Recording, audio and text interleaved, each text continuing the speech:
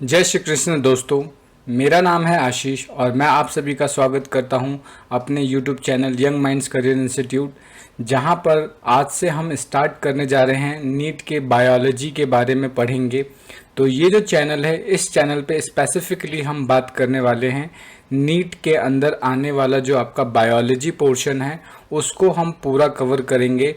यानी ये जो लेक्चर सीरीज़ हम स्टार्ट करने जा रहे हैं, इस लेक्चर सीरीज़ के अंदर हम 11th एंड 12th की बायोलॉजी को पूरा कॉम्प्रिहेंसिवली बिल्कुल अच्छे से डील करेंगे, ताकि कोई भी क्वेश्चन बायो से रिलेटेड अगर आपके नीट में आता है तो आप उस क्वेश्चन को छोड़ के ना आए, आप उसको अटेम्प्ट करेंगे और वो क्वेश्चन आपको आता हुआ होगा।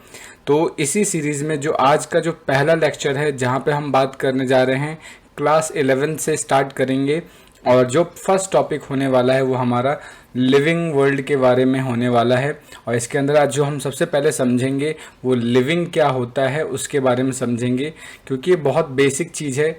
इसको स्टार्ट करने से पहले हम थोड़ा और बेसिक जान लेते हैं, क्योंकि बायोलॉजी हम स्टार्ट ही कर रहे हैं तो हम जान लेते हैं थोड़ा सा बेसिक चीज़ें। इस पे क्वेश्चन किस तरीके का बनता है उसको हम पहले चेक कर लेते हैं, फिर मेन टॉपिक पे आएंगे। तो अगर मैं क्वेश्चन बताऊं आपको, तो ये 2011 में आपका आया हुआ एक मेंस में क्वेश्चन है। यानी उस समय जनरली क्या आपका AIPMT हुआ करता था, तो वहाँ पर मतलब पहले प्री होता था फिर मेंस होता था। तो ये क्या है, मेंस में आया हुआ क्वेश्चन है। तो क्वेश्चन कह रहा है the aspect is an exclusive characteristics of living things.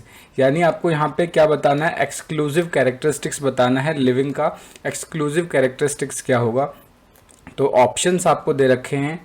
increase in mass by the accumulation of material both on the surface as well as internally. Second है आपका perceptions of event happening in the environment and their memory. और सी है आपका increase in mass from out inside only.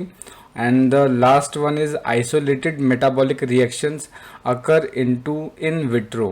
तो ये जो चार options है, इसमें से आपसे पूछा जा रहा है कि किसी लिविंग का एक्सक्लूसिव कैरेक्टरिस्टिक्स क्या होगा। एक्सक्लूसिव कैरेक्टरिस्टिक्स का मतलब कि जो सिर्फ और सिर्फ लिविंग्स में होता हो, नॉन लिविंग ऐसे कैरेक्टर शो नहीं कर रहे हैं, इसमें से ऐसा कौन सा ऑप्शन होगा। तो इसका आंसर अभी हम नहीं डील करेंगे, पहले लिविंग के कैरेक्टरिस्टिक्स को पढ़ लेते हैं। तो जब आप इस लिविंग के कैरेक्टरिस्टिक्स को पढ़ लेंगे तो आप इसे आसानी से ही आंसर इसका कर पाएंगे। तो डायरेक्टली हम चलते हैं टॉपिक के ऊपर, लेकिन उससे पहले छोटे छोटे टर्म्स में पहले आपको क्लियर कर लेता हूँ, क्योंकि हम बायोलॉजी पढ़ रहे हैं। तो सबसे पहले आपको पता होना चाहिए कि बायोलॉजी होता क्या है। तो क्या होता है बच्चों बायोलॉजी?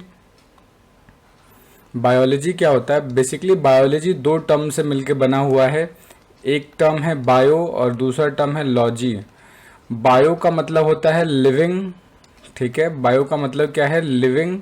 और लॉजी का मतलब होता है स्टडी। तो बायोलॉजी क्या है? बायोलॉजी साइंस की वो ब्रांच है जिसके अंदर हम लिविंग्स के बारे में स्टडी करते हैं। सो बायोलॉजी में हम क्या करने वाले हैं, लिविंग्स की स्टडी करते हैं सिर्फ और सिर्फ बायोलॉजी में। तो आपको जैसा पता होगा कि जो हमारा अर्थ है, उस अर्थ पर अभी तक हमारे पास 1.7 से 1.8 मिलियन स्पीसीज अभी तक नोन है। यानी कि हमारे पूरे अर्थ पे टोटल नंबर ऑफ स्पीसीज कितना है, नोन स्पीसीज 1.7 से 1.8 मिलियन, 1.7 टू 1.8 मिलियन जो स्पीसीज़ है वो अभी हमारे अर्थ सरफेस पे अभी तक नोन है। तो इतनी ज़्यादा वास्ट डाइवर्सिटी हो हमारे अर्थ पर प्रेजेंट है। तो इस वास्ट डाइवर्सिटी को अगर हमें स्टडी करना है तो हमें उसी तरीके से मेथड का भी यूज़ करना पड़ेगा। तो अभी हमने जस्ट एक बेसिक समझा कि बायोलॉजी क्या होता है। Biology is the branch of science that deals with the livings. जो लिविंग से डील करता है उसको हम बायोलॉजी बोलते हैं। अर्थ पे अभी तक हमारे 1.7 से 1.8 मिलियन मतलब स्पीसीज आर नॉन।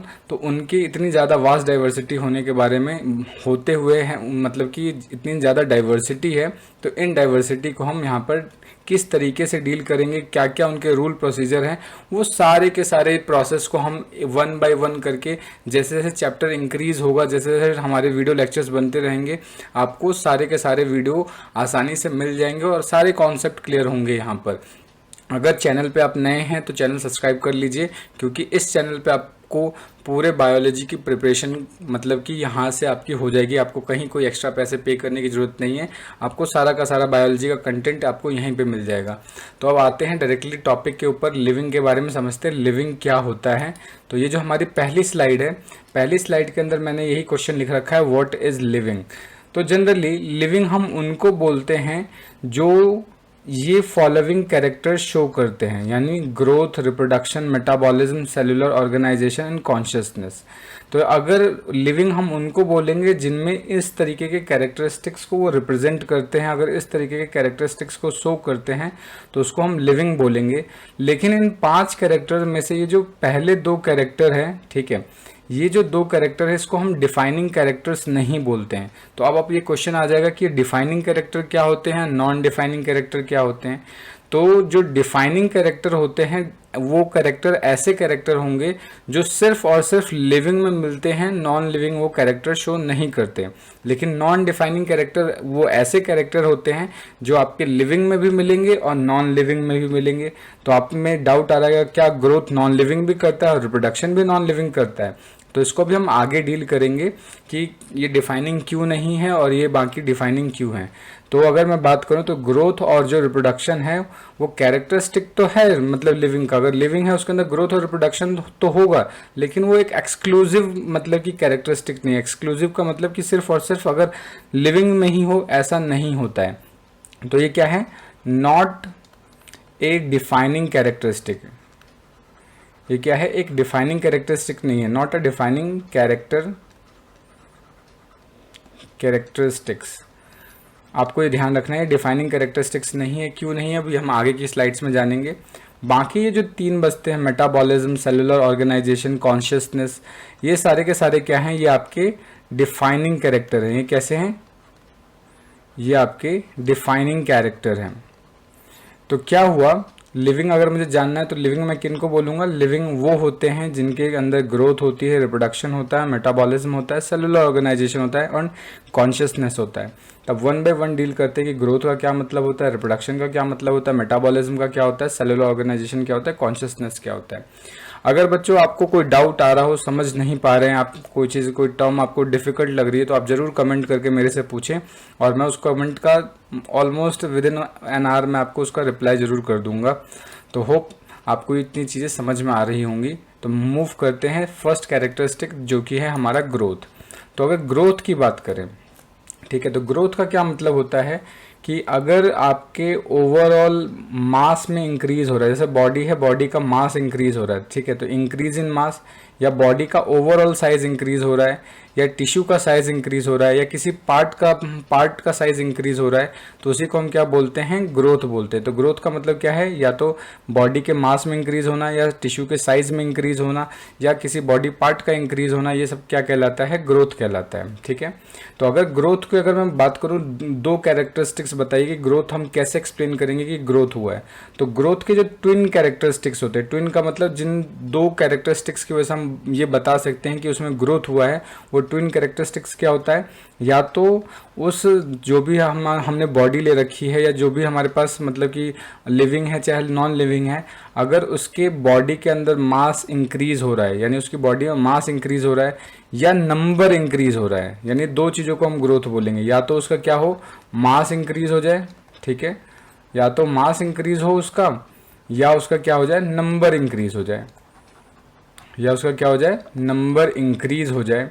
अगर ये दोनों चीज़ें हो रही है, दोनों चीज़ें या दोनों में से कोई एक चीज़ हो रही है, तो वो क्या कहलाएगा, ग्रोथ कहलाएगा। इसलिए अगर ट्विन कैरेक्टरिस्टिक्स की बात करें तो क्या होगा, इंक्रीज इन मास या इंक्रीज इन नंबर को हम ट्विन कैरेक्टरिस्टिक्स बोलते हैं। उसके बाद क्या है, जो ग्रोथ होता है वो इरिवर्सिबल होता है। इरिवर्सिबल का मतलब क्या है कि अगर एक बार ग्रोथ हो गया तो ग्रोथ हो ही गया है, ऐसा नहीं कि डी ग्रोथ हो जाएगा। मतलब कि अगर सपोज करो मेरी हाइट अब बढ़ के 6 फीट हो गई, तो ऐसा थोड़ी होगा कि कुछ समय बाद मेरी हाइट 5 फीट रह जाएगी, उसके बाद 4 फीट रह जाएगी, नहीं।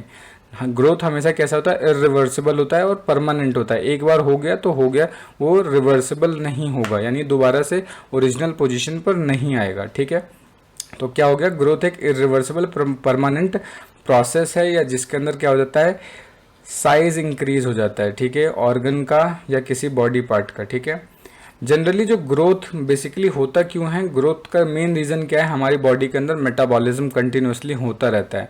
मेटाबॉलिज्म का मतलब क्या है, ये अभी डील तो हम आगे करेंगे डिटेल में, बट थोड़ा सा मैं आपको यहाँ पे बता देता हूँ।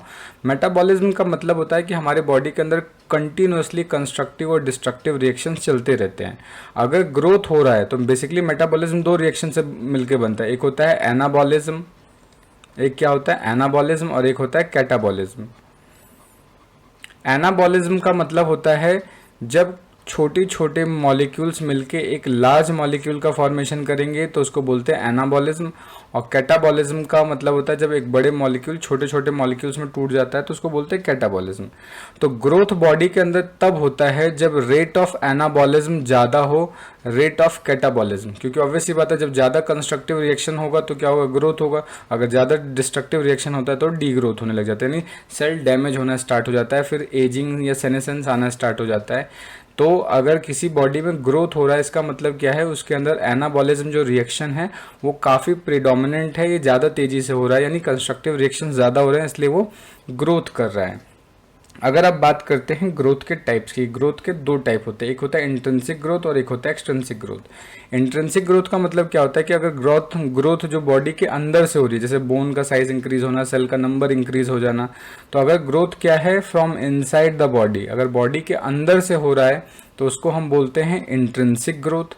और वही अगर ग्रोथ आउटसाइड से हो रहा है, ठीक है, तो अगर ग्रोथ आउटसाइड से हो रहा है तो उसको हम क्या बोलेंगे, एक्सट्रिंसिक ग्रोथ। आउटसाइड का क्या मतलब है, जैसे मान लो एक पहाड़ है, इसके ऊपर और दो चार पत्थर ये इस तरीके से चीज़ें मतलब कि यहाँ पे एक्यूमुलेट हो गई हैं बहुत सारी चीज़ें, तो अगर इस तरीके से उससे क्या हो गया कि बाहर से यहाँ पे ग्रोथ हो रहा है, यानी बाहर से चीज़ें यहाँ पे डिपॉजिट हो रही हैं, तो इसको क्या बोलेंगे, ग्रोथ फ्रॉम आउटसाइड। तो ये जनरली ग्रोथ फ्रॉम आउटसाइड क्या होगा, नॉन लिविंग के अंदर ही होता है। अगर सपोज करो एक्सटेंसिक ग्रोथ ह्यूमंस में अंदर होना है, इसका मतलब क्या है, आपके ऊपर गंदगी जम रही है, आप नहा नहीं रहे हो, तो एक्सटेंसिक ग्रोथ में जनरली लिविंग्स में नहीं होता, लिविंग्स के अंदर इंट्रिंसिक ग्रोथ होता है। तो अगर आपसे जनरली भी मैंने बताया था ग्रोथ क्या है, डिफाइनिंग फीचर नहीं है, growth is not a defining feature. लेकिन अगर हम इंट्रिंसिक ग्रोथ की बात करें, ओवरऑल ग्रोथ का मतलब क्या है कि इसके अंदर दोनों पार्ट है, तो वो एक डिफाइनिंग फीचर नहीं है। लेकिन अगर आपसे क्वेश्चन में सिर्फ ये पूछ रहा है क्या इंट्रिंसिक ग्रोथ डिफाइनिंग फीचर है, तो सिर्फ और सिर्फ intrinsic growth is a defining characteristic या defining feature, it is a defining characteristic. ये क्या है, डिफाइनिंग कैरेक्टरिस्टिक्स होता है किसका, लिविंग का। Overall growth is not a defining characteristic but only intrinsic growth is a defining characteristics because intrinsic growth is not found in non living organism. ठीक है, तो आपको ये ध्यान रखना है, नॉन लिविंग में एक्सट्रिंसिक ग्रोथ होता है, इंट्रिंसिक ग्रोथ नहीं होता है। उसके अलावा अगर हम बात करें तो ग्रोथ को हम और भी टाइप्स में डिवाइड कर सकते हैं कि अगर तो ग्रोथ दो टाइप को और डिवाइड कर सकते हैं, एक होता है डेफिनेट ग्रोथ और एक होता है इनडेफिनेट ग्रोथ। तो डेफिनेट एक हो गया आपका डेफिनेट ग्रोथ और दूसरा आपका होता है इनडेफिनेट ग्रोथ। डेफिनेट ग्रोथ को हम लिमिटेड ग्रोथ भी बोलते हैं। ये क्या है आपका, लिमिटेड ग्रोथ। लिमिटेड ग्रोथ का मतलब क्या होगा कि एक पर्टिकुलर एज तक ही ग्रो होंगे, उसके बाद ग्रोथ आपका रुक जाएगा। तो ये लिमिटेड या डेफिनेट ग्रोथ आपका किस में मिलता है, एनिमल्स में मिलेगा। और इनडेफिनेट ग्रोथ का मतलब क्या है, थ्रू आउट द लाइफ आपका ग्रोथ होता ही रहेगा। ठीक है, तो इसको बोलते हैं अनलिमिटेड। अनलिमिटेड डेटा मत बोल देना भाई लोग, ये क्या है, अनलिमिटेड ग्रोथ है कि अनलिमिटेड डेटा मिल रहा है, जितना चाहे उतना यूज़ कर लो, ये डेटा नहीं है, अनलिमिटेड ग्रोथ है। अनलिमिटेड ग्रोथ किस में मिलता है आपको, प्लांट्स में मिलता है। जितने भी प्लांट्स होते हैं उसके अंदर क्या मिलेगा आपको, ये आपको मिलने वाला है इनडेफिनेट ग्रोथ, क्योंकि उसमें क्या है, through out the life span growth होता रहता है। लेकिन एनिमल्स में क्या होता है, एक पर्टिकुलर लाइफ स्पेन तक ही ग्रोथ होगा, उसके बाद ग्रोथ उसका रुक जाता है। तो अभी हमने क्या पढ़ा कि ग्रोथ क्या होता है, या तो साइज में इंक्रीमेंट हो जाए, या मास में इंक्रीमेंट हो जाए, या नंबर इंक्रीज हो जाए। तो ये सारा का सारा क्या कहलाता है, ग्रोथ कहलाता है। इरिवर्सिबल होता है और मेटाबॉलिज्म की वजह से होता है। दो टाइप के होंगे, इंट्रिंसिक और एक्सट्रिंसिक। उसके बाद जो ग्रोथ है जनरली लोअर ऑर्गेनिज्म के केस में, अगर हम बात करें लोअर ऑर्गेनिज्म के केस में, तो इन लोअर ऑर्गेनिज्म में क्या होता है, लोअर ऑर्गेनिज्म में जनरली अगर ग्रोथ का क्या मतलब होता है, या तो उनका साइज इंक्रीज हो जाए, या सिंपल क्या हो जाएगा, वो जैसे अमीबा है, एक सेल से 2 सेल बाइनरी फिजन करके 1 से 2 सेल बना देगा। तो जो जितने भी यूनिसेलुलर या लोअर ऑर्गेनिज्म में जो होते हैं, उनके अंदर ग्रोथ और रिप्रोडक्शन दोनों ही एक ही टर्म है। तो हम वहाँ पे बोल सकते हैं कि जितने यूनिसेलुलर ऑर्गेनिज्म होता है उनके अंदर ग्रोथ और रिप्रोडक्शन आर सिनोनिम्स। बट अगर वही बात करें मल्टी सेलुलर ऑर्गेनिज्म के केस में, वहाँ पे ग्रोथ और रिप्रोडक्शन दो अलग अलग प्रोसेस होते हैं, क्योंकि रिप्रोडक्शन का मतलब क्या है, एक नई प्रोजेनी का मतलब फॉर्मेशन करना। बट यहाँ पर क्या है, ये अपना नंबर ही तो इंक्रीज कर रहे हैं, पहले 1 थे उसके बाद 2 हो गए, तो नंबर इंक्रीज करने को हम क्या बोलते हैं, ग्रोथ बोलते हैं। तो लोअर ऑर्गेनिज्म में आपको याद रखना है कि ग्रोथ एंड रिप्रोडक्शन, ये मैंने आगे वाली स्लाइड में मेंशन कर रखा है कि दोनों टर्म्स क्या होते हैं, सिनोनिम्स होते हैं, ठीक है, यानी दोनों एक ही चीज़ है लोअर ऑर्गेनिज्म के केस में। अब मूव करते हैं नेक्स्ट कैरेक्टरिस्टिक्स के बारे में, जो कि है हमारा रिप्रोडक्शन, ठीक है। तो रिप्रोडक्शन क्या होता है, रिप्रोडक्शन बेसिकली एक ऐसा बायोलॉजिकल प्रोसेस है। बायोलॉजिकल प्रोसेस इसको क्यों बोल रहा हूँ मैं, ये एक बायोलॉजिकल प्रोसेस है। बायोलॉजिकल प्रोसेस का मतलब ये क्या है कि जो रिप्रोडक्शन है वो सिर्फ और सिर्फ लिविंग्स में ही मिलेगा, नॉन लिविंग रिप्रोडक्शन नहीं करते हैं, ठीक है। लेकिन जब ये लिविंग में ही होता है, एक्सक्लूसिव इवेंट है, तो फिर हम रिप्रोडक्शन को डिफाइनिंग कैरेक्टरिस्टिक्स क्यों नहीं बोलते हैं, उसको हम क्यों बोल रहे हैं कि ये डिफाइनिंग कैरेक्टरिस्टिक नहीं है। तो इसका रीज़न ये है कि जो पहले तो समझ लेते हैं रिप्रोडक्शन की डेफिनेशन क्या होती है। तो रिप्रोडक्शन एक ऐसा बायोलॉजिकल प्रोसेस है जिसके अंदर कोई भी पेरेंट अपने जैसा दिखने वाला ऑफस्प्रिंग प्रोड्यूस करता है ताकि वो अपने रेस को मेंटेन कर सके। रेस का मतलब कि अपना जैसे ह्यूमन रेस है, तो अगर ह्यूमन रिप्रोडक्शन करना बंद करेगा तो कुछ सालों बाद ह्यूमन की पॉपुलेशन अर्थ से एक्सटिंक्ट हो जाएगी। तो अपने रेस को मेंटेन करने के लिए कोई भी इंडिविजुअल या कोई भी ऑर्गेनिज्म क्या करता है, अपने जैसे ही प्रोजेनी को डेवलप करता है। इसी प्रोसेस को हम बोलते हैं रिप्रोडक्शन। तो प्रोडक्शन ऑफ, तो इसकी डेफिनेशन क्या लिखी है मैंने, प्रोडक्शन ऑफ न्यू इंडिविजुअल और progeny is called as reproduction, ठीक है। तो जनरली क्या है रिप्रोडक्शन, अगर यूनिसेलुलर ऑर्गेनिज्म की बात करें, जैसे कि बैक्टीरिया हो गया, एल्गी हो गया, अमीबा हो गया, उसके अंदर ये लोग रिप्रोडक्शन का इनका मतलब क्या होता है, ये नंबर को इंक्रीज कर लेते हैं। बैक्टीरिया क्या करेगा, 1 से 2 बन जाएगा, 2 से 4, 4 से 8, इस तरीके से वो अपने नंबर्स को इंक्रीज कर लेता है। तो बस उनके अंदर जो सिर्फ नंबर्स को ही इंक्रीज करने को हम रिप्रोडक्शन बोलते हैं। और अभी जस्ट पीछे पढ़ा था कि या तो इंक्रीज इन मास या इंक्रीज इन नंबर को हम क्या बोलते हैं, ग्रोथ बोलते हैं। तो अभी मैंने बोला था ना कि यूनिसेलुलर ऑर्गेनिज्म के केस में ग्रोथ और आपका जो रिप्रोडक्शन है वो सिनोनिम्स है। तो वो मैंने लिखा है कि यूनिसेलुलर ऑर्गेनिज्म के अंदर क्या है, ग्रोथ एंड रिप्रोडक्शन क्या है, सिनोनिम होते हैं, यानी दोनों का मतलब सेम होता है। चाहे यूनिसेलुलर में आप बोल दीजिए ग्रोथ हुआ या रिप्रोडक्शन हुआ है, दोनों का मतलब सेम होता है। लेकिन जितने भी हायर प्लांट्स होते हैं, higher plants and higher animals, इसके अंदर growth and reproduction are exclusive events. मतलब क्या हुआ एक्सक्लूसिव इवेंट्स का मतलब कि ग्रोथ एंड रिप्रोडक्शन दोनों अलग अलग टर्म है, दोनों का अलग अलग मीन होता है। ये हम हायर प्लांट्स और ऑर्गेनिज्म में नहीं बोल सकते ग्रोथ और रिप्रोडक्शन सिनोनिम है, जैसे कि यूनिसेलुलर ऑर्गेनिज्म के केस में। अभी बताया था कि जो रिप्रोडक्शन है वो सिर्फ और सिर्फ लिविंग में ही मिलता है, नॉन लिविंग में नहीं मिल सकता। तो फिर हम इसको डिफाइनिंग कैरेक्टरिस्टिक्स क्यों नहीं बोलते हैं, तो ऐसा इसलिए नहीं बोलते हैं क्योंकि कुछ ऐसे लिविंग ऑर्गेनिज्म हैं जो रिप्रोडक्शन नहीं कर सकते। तो जब वो रिप्रोडक्शन नहीं कर सकते तो वो क्या है, रिप्रोडक्शन का एक्सेप्शन बन गए। तो अभी मैंने बताया डिफाइनिंग कैरेक्टर हम उन कैरेक्टर्स को बोलते हैं जिनके पास कोई भी एक्सेप्शन प्रेजेंट ही ना हो, लेकिन इसके पास क्या है, एक एक्सेप्शन है।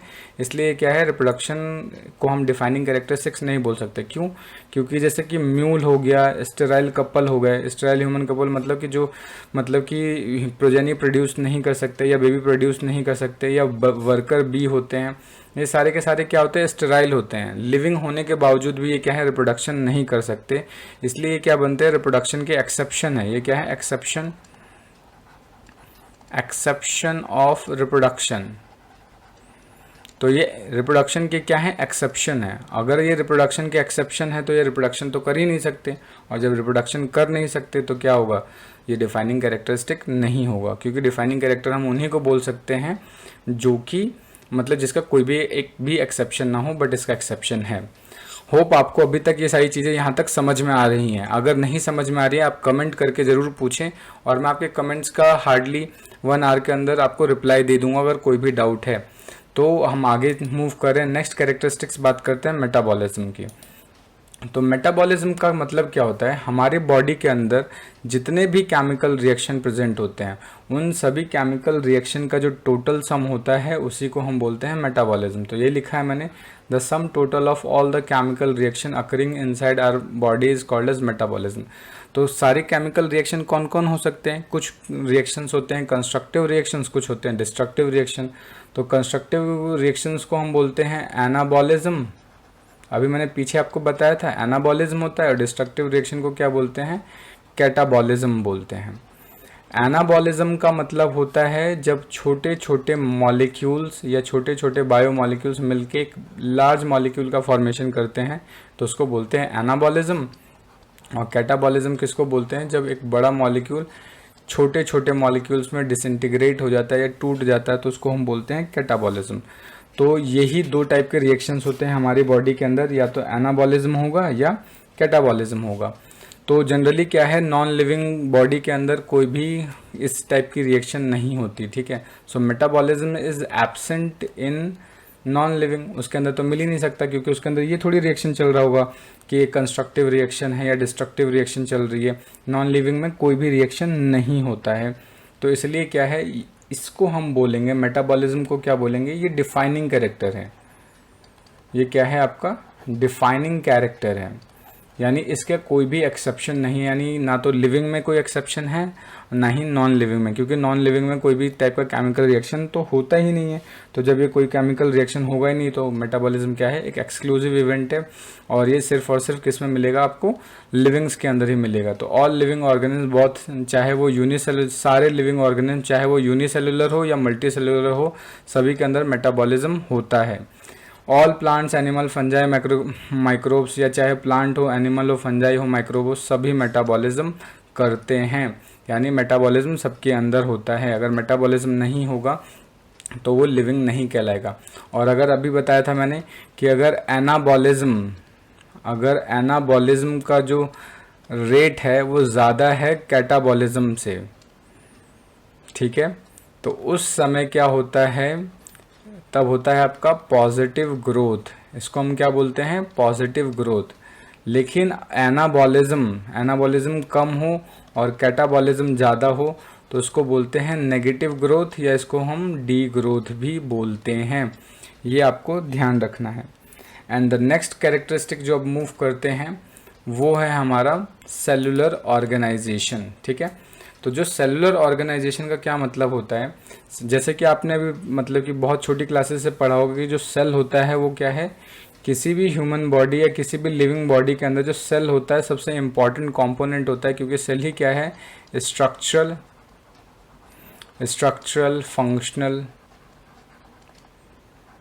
Functional and basic unit of life होता है। बेसिक यूनिट ऑफ लाइफ, यानी लाइफ के लिए क्या है, सेल क्या है, structural functional and basic unit है। यानी अगर सेल है ही नहीं तो ना तो ग्रोथ हो सकता है, ना मेटाबॉलिज्म हो सकता है, ना रिप्रोडक्शन हो सकता है, ठीक है। तो जितने भी लिविंग ऑर्गेनिज्म हैं वो सारे के सारे क्या हैं, सेल से मिलके बने हुए हैं। अगर उनके अंदर सेल नहीं है तो वो सर्वाइव ही नहीं कर सकते। यानी सर्वाइवल के लिए अगर कोई मतलब कोई ऑर्गेनिज्म जो सर्वाइव कर रहा है तो उसके अंदर एटलीस्ट एक सेल का तो स्ट्रक्चर प्रेजेंट होगा ही होगा। जैसे यूनिसेलुलर ऑर्गेनिज्म है यानी उसके अंदर एक सेल प्रेजेंट होगा, मल्टी सेलुलर ऑर्गेनिज्म क्या होगा, मल्टीपल सेल्स यानी बिलियंस ऑफ सेल्स प्रेजेंट होगा। तो यानी अगर किसी के पास एक सेल से कम का स्ट्रक्चर है यानी एक सेल भी नहीं है तो वैसे चीज़ों को हम नॉन लिविंग बोलेंगे, यानी वो सर्वाइवल कर ही नहीं सकता। तो अगर फ्री इंडिपेंडेंट एग्जिस्टेंस के लिए एटलीस्ट एक सेल का होना चाहिए, एक सेल होना अनिवार्य है, यानी उसका होना चाहिए ही चाहिए, ठीक है। So at least 1 cell is needed for the free existence, ठीक है। फ्री लिविंग के लिए एक सेल का होना जरूरी है। तो सेल क्या है, किसी भी ऑर्गेनिज्म का structural function and basic unit होता है। तो अगर सेल नहीं है तो ऑर्गेनिज्म ना तो डेवलप कर सकता है, ना ग्रोथ कर सकता है, ना रिप्रोडक्शन कर सकता है। इसलिए ये भी क्या है, एक एक्सक्लूसिव इवेंट है और एक डिफाइनिंग कैरेक्टर है। ये क्या है आपका एक डिफाइनिंग कैरेक्टरिस्टिक है। ये आपको ध्यान रखना है। तो ये जो हम पढ़ रहे हैं काफ़ी छोटे छोटे टर्म्स हैं, आपको मुझे नहीं लग रहा है कि इसमें कोई इश्यू होगा इसको समझने में। छोटे छोटे टर्म्स है, अगर फिर भी कोई डाउट आ रहा है तो आप मुझे नीचे कमेंट करके पूछ सकते हैं, ठीक है। And the last and very important characteristic is consciousness. Consciousness का क्या मतलब होता है, कोई भी लिविंग अपने एनवायरनमेंट को रिस्पॉन्ड करता है। अगर उसके एनवायरनमेंट में कोई चीज़ चेंज हो रहा है तो वो अपने चेंजिंग एनवायरनमेंट को क्या करता है, रिस्पॉन्ड करता है। तो चेंजिंग एनवायरनमेंट को रिस्पॉन्ड करने की जो एबिलिटी होती है उसी को हम क्या बोलते हैं, कॉन्शियसनेस बोलते हैं। तो नॉन लिविंग थोड़ी कॉन्शियस होगा। जैसे सपोज करो पत्थर है, वो बाहर से आपने उसको गर्म कर दिया तो ये थोड़ी पत्थर उठ के चला जाएगा। लेकिन अगर आपकी उंगली अगर मतलब कि कैंडल में या फिर किसी फायर में बर्न हो गई तो आप तुरंत वहाँ से उठ के भागेंगे। तो कॉन्शियसनेस क्या होता है, आपकी एबिलिटी कि आप अपने एनवायरनमेंट के अंदर होने वाले चेंजेस को किस तरीके से रिस्पॉन्ड करते हैं। तो अगर आप अपने एनवायरनमेंट में होने वाले चेंजेस को रिस्पॉन्ड कर रहे हैं तो that is called as consciousness. तो जो कॉन्शियसनेस होती है वो एक इम्पॉर्टेंट कैरेक्टरिस्टिक्स है लिविंग के लिए कि वो अपने एनवायरनमेंट को रिस्पॉन्ड करें। अगर हम बात करें ह्यूमन से बाकी दूसरे ऑर्गेनिज्म में, तो उनके पास इतना ज़्यादा वेल डेवलप ब्रेन नहीं होता। तो जब इतना ज़्यादा अच्छा वेल डेवलप ब्रेन नहीं होगा तो उनके अच्छा अंदर उतना अच्छा न्यूरल डेवलपमेंट या न्यूरल सिस्टम नहीं होता, जिसकी वजह से वो ज़्यादा ह्यूमन के मुकाबले उतना ज़्यादा कॉन्शियस नहीं होते। तो ह्यूमन में भी कॉन्शियसनेस का एक एक्स्ट्रा लेवल होता है, एक अलग लेवल होता है, इसको बोलते हैं हम सेल्फ कॉन्शियसनेस। Self consciousness. अब ये कौन सी चिड़िया का नाम आ गया, सेल्फ कॉन्शियसनेस। कॉन्शियसनेस का मतलब होता है अपने एनवायरनमेंट को रिस्पॉन्ड करना, सिंपल। सेल्फ कॉन्शियसनेस का मतलब होता है कि उसके आगे की फ्यूचर की चीज़ें देख लेना। जैसे सपोज करो आपने ये डिसाइड कर लिया, आपने देखा कि यार बादल है तो मे बी चांसेस हैं बारिश के। तो क्या है, सेल्फ कॉन्शियसनेस है। आपने चीज़ों को, सिचुएशन को इवेल्युएट किया, उसके अकॉर्डिंग रिस्पॉन्ड किया, तो उसको बोलते हैं कॉन्शियसनेस। तो ये क्या है, कॉन्शियसनेस का एक 1 डिग्री आगे की चीज़ है सेल्फ कॉन्शियसनेस। और सेल्फ कॉन्शियसनेस आपको सिर्फ और सिर्फ ह्यूमंस के अंदर ही देखने को मिलती है, और किसी में भी सेल्फ कॉन्शियसनेस नहीं मिलेगी, ठीक है। उसके बाद क्या है, जैसे एक क्वेश्चन दे रखा है एनसीईआरटी में कि अगर कोई पेशेंट जो कॉमा में है, क्या उसको आप नॉन लिविंग कंसिडर करेंगे या लिविंग करेंगे। तो जनरली जो पेशेंट आपका कॉमा में है, ठीक है, कॉमा में है, वो क्या है, लिविंग है। वो क्या है, लिविंग है। क्यों, क्योंकि उसके अंदर कॉन्शियसनेस तो है, उसके अंदर क्या है, कॉन्शियसनेस है, बट उसके अंदर क्या नहीं है, उसके अंदर सेल्फ कॉन्शियसनेस नहीं है, ठीक है। तो वो कॉन्शियसनेस है, वो बाहर में चीज़ें जो स्टिमुलाई हो रहा है उसको थोड़ा बहुत रिस्पॉन्ड करता है, लेकिन उसके अंदर सेल्फ कॉन्शियसनेस नहीं है। तो एक कॉमा में जो पड़ा पेशेंट है वो भी क्या है, एक लिविंग पेशेंट ही है। उसके बाद क्या है, जो लिविंग ऑर्गेनिज्म होता है वो सेल्फ रेप्लिकेटिंग है। सेल्फ रेप्लिकेटिंग का मतलब कि आपस में ही डिवाइड करके नए ऑर्गेनिज्म प्रोड्यूस कर सकते हैं। इवॉल्विंग है, इवॉल्विंग का मतलब क्या है, एनवायरनमेंट के अकॉर्डिंग चेंज होते रहते हैं, ठीक है। सेल्फ रेगुलेटिंग है, यानी अपना खुद कंट्रोल कर सकते हैं, ठीक है। तो जैसे ही अगर कोई एक्सटर्नल स्टिमुलाई आता है तो उस स्टिमुलाई के अकॉर्डिंग वो अपने आप को रेप्लिकेट, इवॉल्व या सेल्फ रेगुलेट कर सकते हैं। उसके बाद अगर हम बात करें, एक दो इंपॉर्टेंट टर्म और है, एडेप्टेशन एंड होम्योस्टेसिस। एडेप्टेशन क्या होता है, एडेप्टेशन का मतलब होता है जैसे सपोज करो आप किसी भी एनवायरनमेंट में हैं, आप अपने आप को उस एनवायरनमेंट के अकॉर्डिंग सेट कर लेना, इज कॉल्ड एज एडेप्टेशन, ठीक है।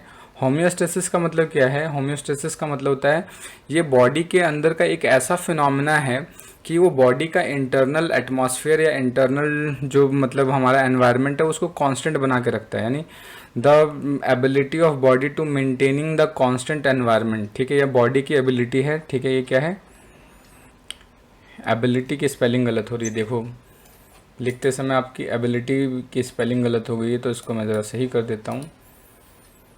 तो इट इज़ योर एबिलिटी, ये क्या है, एबिलिटी है, ability of body to maintain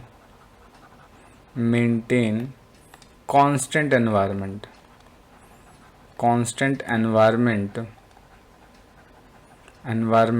inside the body, inside the body. Body के अंदर एक कांस्टेंट एनवायरनमेंट मेंटेन करने का जो प्रोसेस होता है उसको हम होम्योस्टेसिस बोलते हैं। तो अब ये सोचेंगे कांस्टेंट एनवायरनमेंट का क्या मतलब होता है। कांस्टेंट एनवायरनमेंट का मतलब होता है, जैसे सपोज कीजिए अगर अभी इस समय गर्मी है, बाहर का टेम्परेचर मान लीजिए 40 डिग्री सेंटीग्रेड है, बट अगर अभी अपने बॉडी का टेम्परेचर नापेंगे, अगर फीवर नहीं है तो वो कितना होगा, 37 डिग्री सेंटीग्रेड है।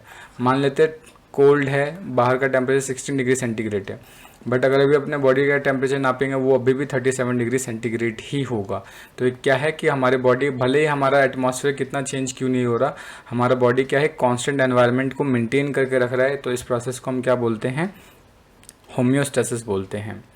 तो ये था आज का लेक्चर का हमारा पूरा का पूरा लेक्चर, हमारा इसी पे लिविंग वर्ल्ड पे बेस्ड था, जहाँ पे आज हमने डिस्कस किया कि लिविंग के कैरेक्टरिस्टिक्स क्या हैं। तो हमने देखा था लिविंग के 5 कैरेक्टरिस्टिक्स हैं, उसके अंदर ग्रोथ हो सकता है, रिप्रोडक्शन हो सकता है, उसके बाद सेल ऑर्गेनाइजेशन हो सकता है, मेटाबॉलिज्म हो सकता है, कॉन्शियसनेस हो सकता है। जिसमें से ग्रोथ एंड रिप्रोडक्शन क्या है, नॉन डिफाइनिंग कैरेक्टर होते हैं। क्यों? क्योंकि इसके एक्सेप्शंस प्रेजेंट हैं। बाकी इन तीनों को हम डिफाइनिंग कैरेक्टरिस्टिक्स बोलते हैं क्योंकि इसके कोई भी एक्सेप्शन प्रेजेंट नहीं है। तो ये सारा का सारा आज का लेक्चर का हमारा थीम था। तो होप आपको ये पूरे अच्छे से समझ में आ गया होगा। अगर कोई डाउट है, कोई चीज़ आप नहीं समझ पा रहे हैं तो कमेंट करना बिल्कुल ना भूलें। कमेंट करें, ये मुझे मोटिवेट करेगा आगे वीडियो बनाते कंटिन्यूसली बनाने के लिए।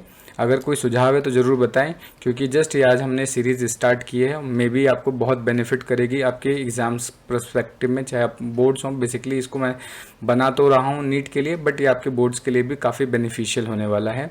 मिलते हैं नेक्स्ट वीडियो में, तब तक के लिए थैंक यू, जय हिंद।